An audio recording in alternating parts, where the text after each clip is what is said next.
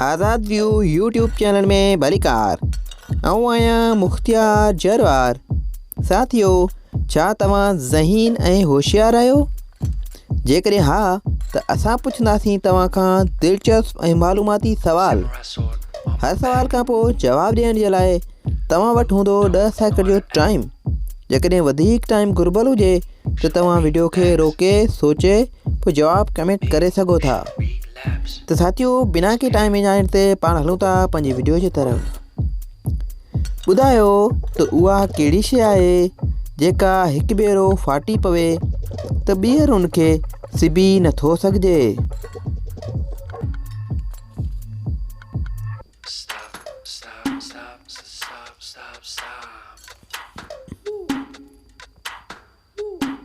जवाब फूकणो।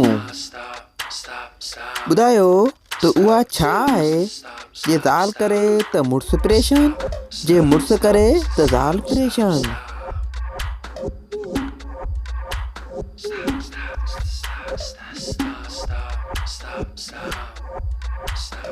जवाब निंड में गोगरा।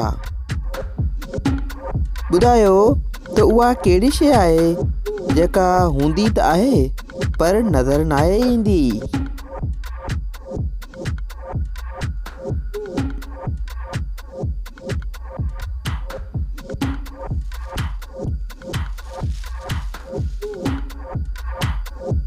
जवाब हवा। साथियों, जेकॾहिं तव्हां वटि इन खां अलावा ॿियो को जवाबु ज़हन में हुजे त कमेंट करे सघो था।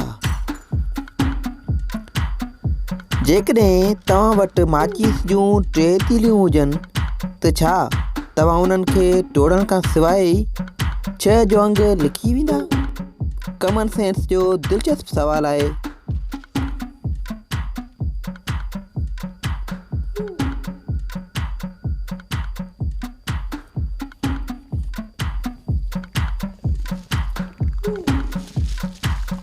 जवाब तमामु आसान आहे त तव्हां उन्हनि तीलियुनि खे रोमन अंगनि में रखो त 6 लिखिजी वेंदो। साथियों, जीअं तस्वीर में ॾेखारियल आहे।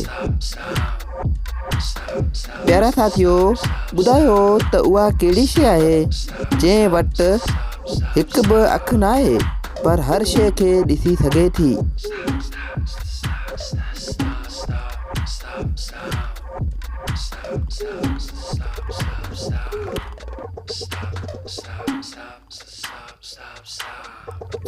जवाब आईनू या शीशो।